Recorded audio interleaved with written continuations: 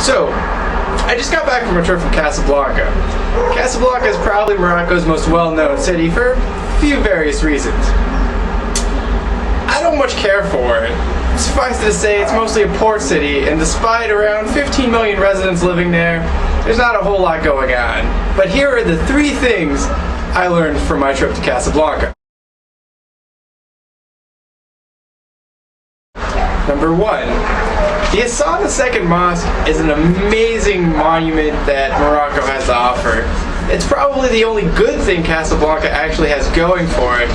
It doesn't matter your religious background or what you think of Islam, you can't help but marvel at the sheer stature and size of it. It's the 3rd largest mosque in the world, and its architecture and the attention to detail is very much amazing and should be seen by all when in Casablanca. The second thing I learned from my trip to Casablanca is that it's a dump. It's a port city. It's pretty much akin to Baltimore, Maryland, or if Aberdeen, Washington was really, really big.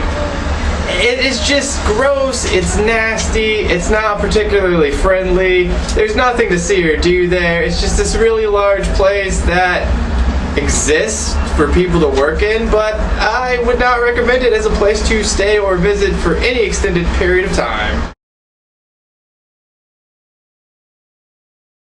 The third thing I learned about my trip to Casablanca is that the movie Casablanca is not very good at all.